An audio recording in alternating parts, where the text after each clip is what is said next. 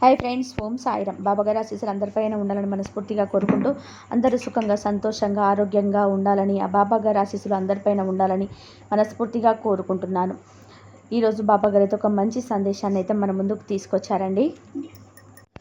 ఇక ఈరోజు వీడియోలో బాబాగారు ఏం చెప్పబోతున్నారంటే, తల్లి యొక్క నమ్మకంతో అనుకున్నది సాధిస్తావు, ఓపికతో విన్నావంటే నువ్వు పోగొట్టుకున్న సొత్తు దొరుకుతుంది అంటూ బాబాగారు ఈరోజు ఒక మంచి సందేశాన్ని, ఒక చక్కటి సందేశాన్ని మన కోసం అందిస్తున్నారండి. దీని ద్వారా మనం కోల్పోయినది ఏది ఉన్నా తిరిగి పొందే అదృష్టం బాబాగారు కల్పిస్తున్నారు. ప్రతి ఒక్కరూ తప్పకుండా సాయి ఇచ్చే సందేశాన్ని అర్థం చేసుకొని ఈరోజు బాబాగారు అందించే చిన్న కథని ప్రతి ఒక్కరు కూడా విని చూడండి. ఒక గ్రామంలో రామశాస్త్రి, శివరంజని అనే దంపతులు ఉండేవారు. రామశాస్త్రి ఆ ఊరిలో ఉన్న శివాలయంలో పూజ చేస్తూ ఉండేవారు. దంపతులు ఇద్దరు చాలా సాధారణమైన జీవితాన్ని గడుపుతూ నిత్యం దైవ చింతనలో ఉండేవారు. ఒకరోజు రామశాస్త్రి తన భార్యతో ఇలా అంటాడు, ఇదిగో శివరంజని, ఈరోజు వచ్చిన దక్షిణ ఒక్క వరహం మాత్రమే వచ్చింది. ఇది కూడా దాచిపెట్టి ఉంచు. మనం ఎప్పుడైనా తీర్థయాత్రలకు వెళితే అప్పుడు ఉపయోగపడుతుంది అని ఈ వరహంతో కలిపి ఇప్పటిదాకా మీరు 300 వరహాలు దాచారండి అని అంటుంది శివరంజని.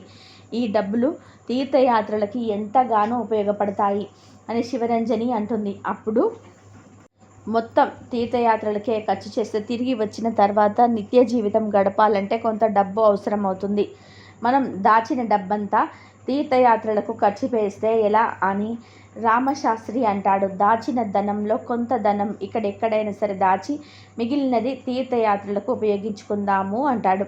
అప్పుడు శివరంజని కూడా, నువ్వన్నది కూడా నిజమేనయ్యా, తప్పకుండా ఇందులో నుండి 150 వరహాలు ఇక్కడే దాచిపెడదాం, మిగిలిన ధనంతో యాత్రలకు తీసుకెళ్దాం అని అంటుంది. అయితే నాకు కాశీ ప్రయాణం చేయాలని ఉందండి అని అంటుంది. ఎలాగైనా సరే కాశీ వెళ్ళి వద్దాం అని అంటుంది. అప్పుడు రామశాస్త్రి కూడా, నాకు కాశీ వెళ్ళాలని ఉంది, కానీ ఇంత వయసులో అంత దూరం ఎలా ప్రయాణం చేస్తామో ఏంటో అని అంటాడు. అప్పుడు భార్య, నేను నిత్య పూజ చేసే ఆ శివయ్యే అన్నీ చూసుకుంటాడు, ఇక చింతించకండి అంటుంది. మనమైతే మంచి రోజు చూసుకొని ప్రయాణం అవుదాం. నువ్వన్నది నిజమేనే, కానీ మనమంత దూరం ప్రయాణం అవ్వడానికి కనీసం 3 నెలలైనా పడుతుంది. అప్పటి వరకు స్వామివారికి నిత్య పూజలు ఎవరు చేస్తారు? 3 నెలల్లో మనం తిరిగి వచ్చేస్తాం కదయ్యా. అప్పటి వరకు మీ శిష్యుడు ఉన్నాడు కదా శివయ్య, అతడికి చెప్పు అంటుంది. అతన్ని మనం వచ్చే వరకు స్వామివారి కార్యక్రమాలన్నీ చూసుకోమని చెప్తే తప్పకుండా చూసుకుంటాడు అని అంటుంది. అప్పుడు నువ్వన్నది కూడా నిజమేనే, ఒక్కసారి కూడా శివయ్యను అడిగి చూస్తాను, అతను గనక ఒప్పుకుంటే మన ప్రయాణం ఖాయమైనట్టే అంటాడు. నువ్వే విషయమైనా చెబితే మనం దారిలో తినడానికి ఏమైనా తయారు చేసి ఉంచుతాను అని రామశాస్త్రి భార్య అంటుంది. ఇక ఈ విధంగా తన ప్రయాణం గురించి ఇద్దరు కలిసి మాట్లాడుకున్న తర్వాత సరే అని చెప్పి రామశాస్త్రి తన ప్రయాణం గురించి చెప్పడానికి తన శిష్యుడైన శివయ్య దగ్గరికి వెళ్తాడు. వారు అనుకున్న విషయాన్ని శివయ్యతో చెప్తాడు. అప్పుడు శివయ్య ఇలా అంటాడు, గురువుగారు, ఇది మహాభాగ్యం, తప్పకుండా నేను స్వామివారి పూజల్ని చేస్తాను, మీరు నిశ్చింతగా వెళ్ళిరండి, 2-3 నెలల్లో ఎలాగో తిరిగి వస్తారు కదా అని శివయ్య అంటాడు. అప్పుడు రామశాస్త్రి, నేను వెళ్తే ఇవన్నీ ఎవరు చూసుకుంటారా అని భయపడ్డాన్రా, సమయానికి నువ్వు ఒప్పుకున్నావు కాబట్టి సరిపోయింది, లేకపోతే నేను నా భార్య కాశీకి వెళ్ళాలని కలగానే మిగిలిపోయేది అని అంటాడు. మీరు అడిగిన తర్వాత నేను కాదనడం జరుగుతుందా గురువుగారు? ఇక మీరు నిశ్చింతంగా వెళ్ళిరండి అని అంటాడు. అలాగే శివయ్య, ఇక నా దగ్గర కొంత డబ్బు ఉంది, అందులో కొంత డబ్బును మాత్రమే యాత్రలకు ఉపయోగించాలని నిర్ణయించుకున్నాను. ఇక మిగిలిన ధనం 150 వరహాల దాకా ఉంటాయి, అవి ఇక్కడే ఎక్కడైనా ఇచ్చి దాచిపెడదామనుకుంటున్నాను. డబ్బుతో పాటు నా భార్య నగలు కూడా ఎక్కడైనా దాచిపెట్టాలనుకుంటున్నాను. అంత దూరం నగలతో డబ్బుతో ప్రయాణం చేయలేం కదా. అప్పుడు శివయ్య ఇలా అంటాడు, అవునండి గురువుగారు, మీరు చెప్పింది నిజమే, డబ్బు నగల కోసం దొంగలు ఎవరైనా దాడి చేసే అవకాశం ఉంటుంది అని అంటాడు. అవి ఎవరి దగ్గరైనా నమ్మకస్తుడి దగ్గర దాచిపెట్టి వెళ్ళడమే శ్రేయస్కరం అని శివయ్య అంటాడు. అప్పుడు రామశాస్త్రి ఇలా అంటాడు, నాకు ఈ ఊరిలో నువ్వు తప్ప ఇంకెవరున్నారా నమ్మకస్తులుగా అని అంటాడు. నీకు అభ్యంతరం లేకపోతే అవి నీ దగ్గరనే దాచి ఉంచుతాను, అలా నా యాత్రను ముగించుకొని తిరిగి వచ్చిన తర్వాత తీసుకుంటాను, నీకు సమ్మతమేనా అని రామశాస్త్రి శివయ్యతో అడుగుతాడు. అప్పుడు శివయ్య ఇలా అంటాడు, అమ్మో, అంత డబ్బును, ధనం, నగలు దాచిపెట్టి ఉంచడం నా వల్ల కాదు. అంత భారాన్ని నేను మోయలేను గురువుగారు. మీరు తిరిగి వచ్చేలోపు వాటిని ఎవరైనా దొంగిలిస్తే అప్పుడు ఆ భారం అంతా నా మీద పడుతుంది కదా. వాటిని దాచిపెట్టడం నా వల్ల కాదు గురువుగారు. అది మన ఊరి పెద్ద దగ్గర ఎక్కడైనా దాచి ఉంచండి అంటాడు. అప్పుడు రామశాస్త్రి, వద్దులే శివయ్య, వారి దగ్గర నాకు నమ్మకం లేదు, ఇంకెక్కడైనా నేనే దాచిపెడతానులే అంటాడు. సరే గురువుగారు, నేను మీకు ఒక సలహా ఇస్తాను. అలా చేస్తే ఆ డబ్బు, నగలు ఎక్కడికి పోవు, సరేనా? అని ఏంటో చెప్పు శివయ్య, నేను నిన్ను పూర్తిగా నమ్ముతున్నాను అంటాడు. ఊరి చివరన పెద్ద చింత చెట్టు ఉంది కదా, అక్కడికి ఊరి జనం ఎవ్వరూ అక్కడికి వెళ్ళరు. ఎందుకంటే అక్కడ దయ్యాలు తిరుగుతాయని అందరూ అనుకుంటూ ఉంటారు. ఆ చింత చెట్టు కింద గొయ్యి తవ్వి అందులో పాతి పెట్టి ఉంచితే వాటి జోలికి ఎవ్వరూ కూడా పోరు. మీరు ఈరోజు రాత్రికి అక్కడికి వెళ్ళి ఆ డబ్బు, బంగారం దాచిపెట్టి రండి అంటాడు. అప్పుడు రామశాస్త్రి, అవునవును, నువ్వు చెప్పేది నిజమే. మనం ఊరి జనమంతా ఆ చింత చెట్టు దగ్గరికి ఎవ్వరు పోరు. అక్కడ అయితేనే డబ్బు, బంగారం భద్రంగా ఉంటాయి. కాకపోతే వాటిని దాచిపెట్టడానికి పగలైతే ఎవరైనా చూసే అవకాశం ఉంటుంది. రాత్రి సమయంలోనే వెళ్ళాలి. నేనేమో ఆ సమయంలో ఒక్కళ్ళని వెళ్ళడానికి ఇబ్బంది. నువ్వేమీ అనుకోకపోతే నాతో పాటు తోడుగా వస్తే మంచిది కదా శివయ్య అని అంటాడు. సరే గురువుగారు, మీరు వెళ్ళినప్పుడు చెప్పండి, తప్పకుండా నేను ఇంటి దగ్గరికి వస్తాను అంటాడు. మేము 2 రోజుల్లో బయలుదేరుతున్నాం. తప్పకుండా నువ్వు ఈరోజు రాత్రికి రావాలి. ఈరోజు రాత్రికి వెళ్ళి ఇద్దరం కలిసి అక్కడ పాతి పెట్టి వద్దాము అని రామశాస్త్రి చెప్పి అక్కడి నుండి ఇంటికి వెళ్ళి బయలుదేరుతాడు.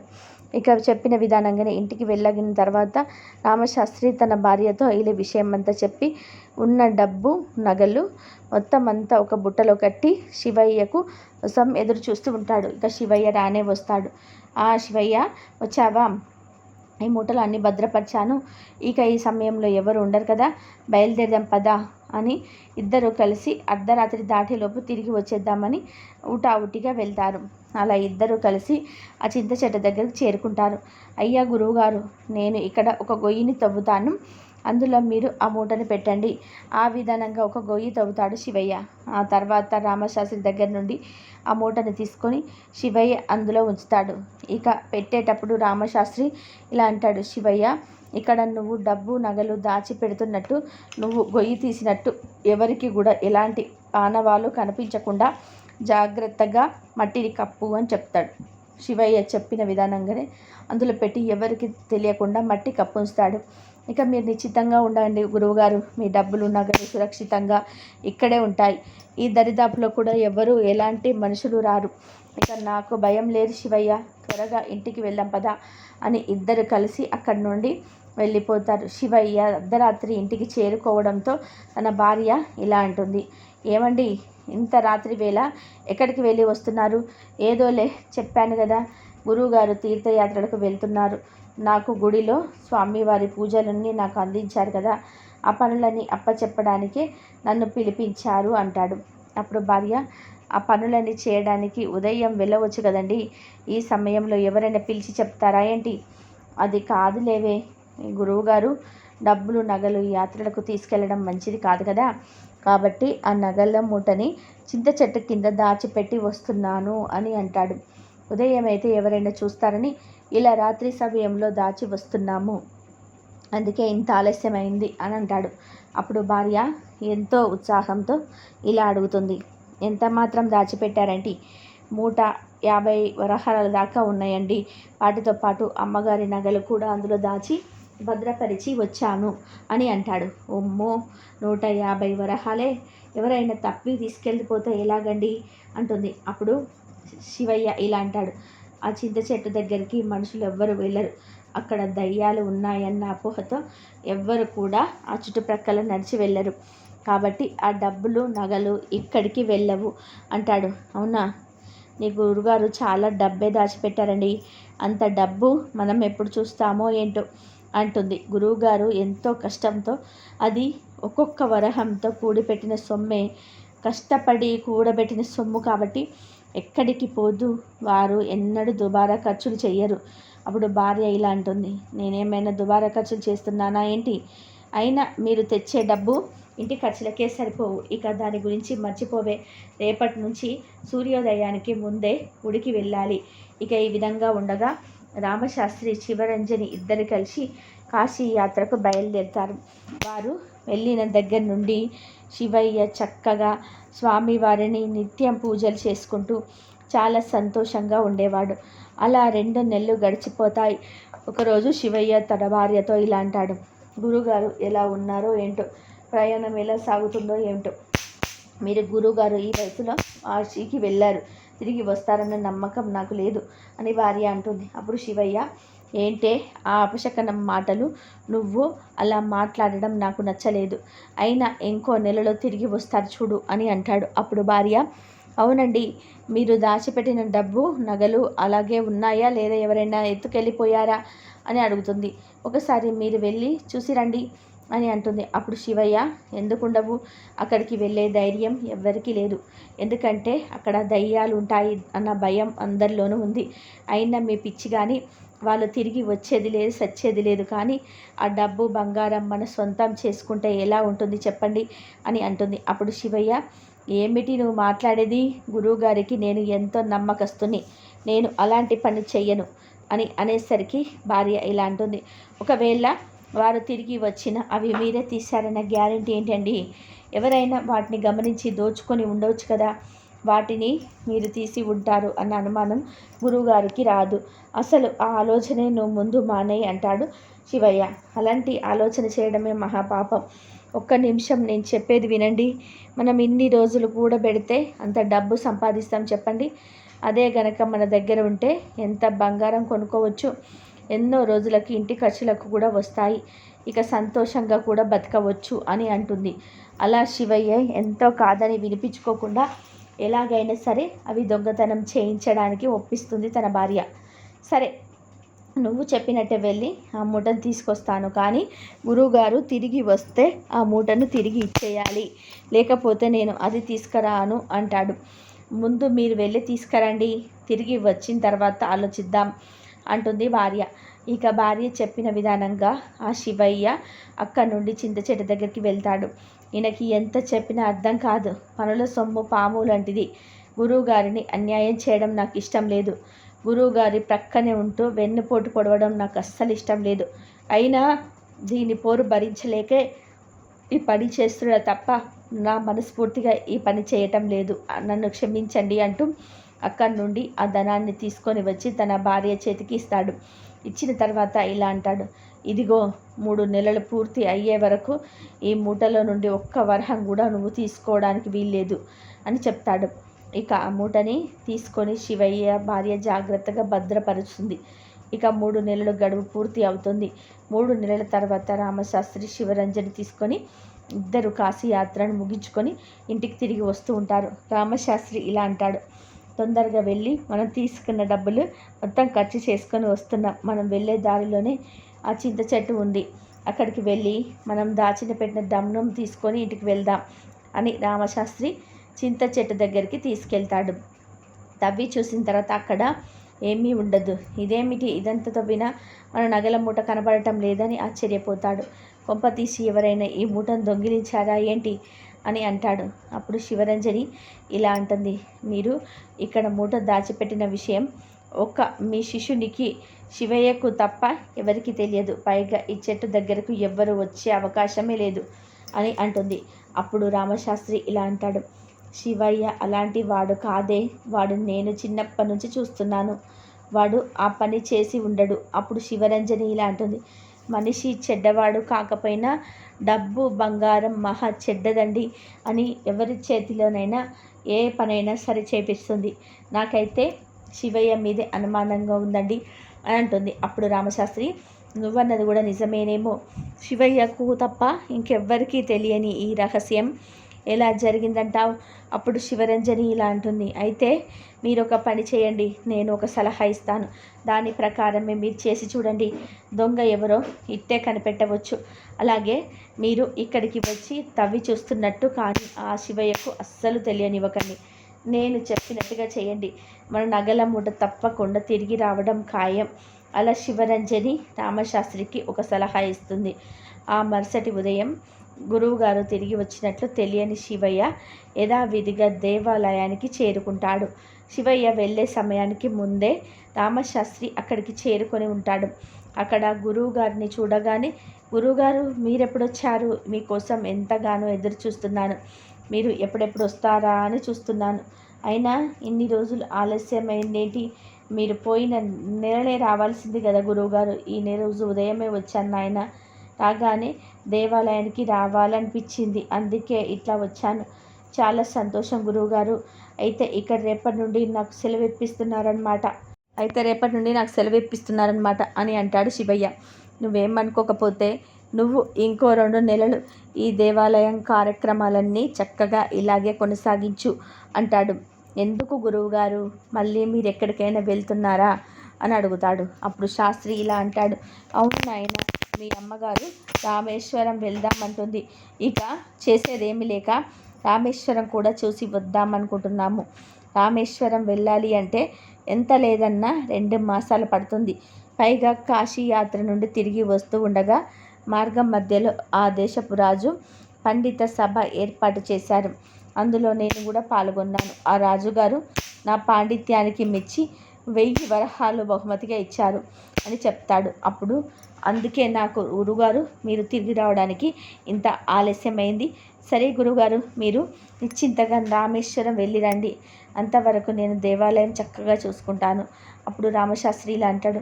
అయితే నువ్వు మళ్ళీ నాకు ఒక సహాయం చేయాలి. మనం ఇంతకుముందు నగదు బంగారం దాచిన చోటనే ఈ 1000 వరహాలు కూడా దాచాలి. మేము 2 రోజుల్లో మళ్ళీ ప్రయాణం అవుతున్నాం కాబట్టి రేపు రాత్రికి నేరుగా చింత చెట్టు దగ్గరికి వచ్చేసాయి. నేను అక్కడికి 1000 వరహాలు తీసుకొని వస్తాను. ఇద్దరం కలిసి మళ్ళీ ఆ బుట్టలో ఈ 1000 వరహాలు దాచిపెట్టి పెడదాము. సరే గురుగారు, చెప్పినట్టుగానే చింత చెట్టు దగ్గరికి నేరుగా వస్తాను అంటాడు శివయ్య. ఈ విధంగా గురువు దగ్గర మాట్లాడిన తర్వాత ఇంటికి వచ్చి భార్యతో జరిగిన విషయం అంతా కూడా చెప్తాడు. అయితే మీ గురువుగారు తిరిగి వచ్చేసారనమాట. అయితే మీ దగ్గర ఈ మూట ఉన్నట్టు చెప్పారా ఏంటి అని అడుగుతుంది భార్య. లేదు నేను చెప్పలేదు. ఆ మూట నా దగ్గరే ఉంది అన్న సంగతి చెప్పడానికి నాకు ధైర్యం సరిపోలేదు. అయితే మీరు ఒక పని చేయండి. ఈరోజు రాత్రికే మీరు ఆ చింత చెట్టు దగ్గరికి వెళ్ళి అక్కడ యథాస్థానంలో ఆ మూటని పెట్టిరండి. ఆ తర్వాత ఎలాగో అందులోనే 1000 వరహాలు దాస్తారు కదా, అవి కూడా కలిపిన తర్వాత మనం మొత్తానికి తీసుకోవచ్చు అని అనగానే, చాలులే, ఇప్పటికే ఆ మూట తీసుకొచ్చి ఎంత తప్పు చేశామో. గురువుగారు రేపు రాత్రికి అన్నారు కాబట్టి సరిపోయింది. అదే ఈరోజు రాత్రి అని చెప్పి ఉంటే మన సంగతి ఈరోజే బయటపడిపోయేది. సరేనండి, ముందు అయితే వెళ్ళి ఈ మూటని అక్కడనే పెట్టి వచ్చేయండి. తర్వాత ఈ పూటతో పాటు ఆ 1000 వరహాలు మీకు ఎలా తెప్పించుకోవాలో నాకు బాగా తెలుసు. కానీ మీరు బయలుదేరండి ముందు అని శివయ్య ఆ మూటను తీసుకెళ్ళి అక్కడి నుండి యథాస్థానంలో పెట్టి తిరిగి ఇంటికి చేరుకుంటాడు. ఆ మరుసటి రోజు శివయ్య ఆ 1000 వరహాలు దాచడానికి సహాయానికి వచ్చేలోపు రామశాస్త్రి చింత చెట్టు దగ్గరికి వెళ్ళి అక్కడున్న బంగారు మూటని మళ్ళీ తవ్వి అక్కడికి తీసుకొని ఇంటికి వెళ్ళిపోతాడు. అదే రోజు శివయ్య అక్కడికి వెళ్ళి ఎదురు చూస్తూ ఉంటాడు. శివయ్య ఇలా అనుకుంటాడు. ఈరోజు గురువుగారు 1000 వరహాలు దాచిపెట్టారని నాకు చెప్పారు కదా, ఇంతసేపు అయినా ఇక్కడికి రాలేదేంటి అని అనుకుంటూ ఉంటారు. ఆ చెట్టు కింద తవ్వినది శివయ్యకు కనిపిస్తుంది. ఇది నేను మూట దాచిపెట్టిన ప్రదేశం కదా అని శివయ్య అక్కడ చూస్తాడు. తాను దాచిపెట్టిన మూటను ఎవరు తీసుకెళ్లారని గమనిస్తాడు. ఇక ఇది తప్పకుండా గురువుగారు తవ్వి తీసుకెళ్లారని అనుకుంటాడు. నేను గురువుగారిని మోసం చేశాను అని గుర్తించి, అయితే ఈ 1000 వరహాల నాటకం తప్పకుండా గురువుగారే చేసినారు అని అనుకుంటాడు. ఇదంతా నా భార్య చెడు మాటల వల్ల ఇదంతా జరిగింది. ఇక గురువుగారికి నా ముఖం ఎలా చూపించుకోవాలో ఏంటో అలా ఎంతో పశ్చాత్తాపంతో ఇంటికి తిరిగి వెళ్తాడు. ఇక మరుసటి రోజు ఉదయం దేవాలయానికి వెళ్ళి గురువుగారిని కలిసి జరిగిన విషయం అంతా చెప్పి క్షమాపణ కోరుతూ కాళ్ళ మీద పడతాడు. రామశాస్త్రి ఇలా అంటాడు. డబ్బు ఎంతటి వారినైనా ఎంత బలహీనైనా చేపిస్తుందయ్యా, తప్పుదోవ పట్టిస్తుంది. ఇప్పటికైనా నువ్వు తప్పు తెలుసుకున్నావు. రేపటి నుండి నువ్వు కూడా ఈ దేవాలయానికి వచ్చి నాతో పాటు రావచ్చు, పని చేసుకోవచ్చు. ఆ విధంగా తప్పు తెలుసుకునే శివయ్య జరిగిందంతా కూడా మళ్ళీ భార్యతో చెప్పి ఎంతో బాధపడతాడు. ఇక తన భార్య కూడా చేసిన తప్పుకి పశ్చాత్తాపడుతుంది. ఇక అప్పటి నుండి తన తప్పు తెలుసుకున్న శివయ్య కుటుంబం రామశాస్త్రి కుటుంబంతో ఎంతో కలిసి అన్యోన్యంగా ఉంటూ ఆ దేవాలయంలో వచ్చిన దక్షిణ ఇద్దరు సమానంగా పంచుకుంటూ జీవనం కొనసాగిస్తారు. చూశారు కదా, ఈ కథ ద్వారా బాబా గారు మనకి ఎలాంటి సందేశాన్ని ఇస్తున్నారో ఇప్పటికీ అందరికీ అర్థమైందనుకుంటాను. పరుల సొమ్ము ఎంతటి పాపమో, మనము వారి కష్టాన్ని మనం దోచుకుంటే వారు ఎంత బాధని అనుభవిస్తారో ఈ కథ ద్వారా అర్థమవుతుంది. అంతేకాదు, ఆ సొమ్ము తిరిగి పొందాలన్నా దానికి కావలసిన తెలివితేటలు అనేటివి చాలా ముఖ్యం. ఆ తెలివితేటల్లో నీలో ఉంటే గనక నువ్వు పోగొట్టుకున్న సొమ్ము, నువ్వు ఏదైనా పోగొట్టుకున్నావో, నీ జీవితంలో ఏది కోల్పోయావో అది నీకు తిరిగి దక్కుతుంది.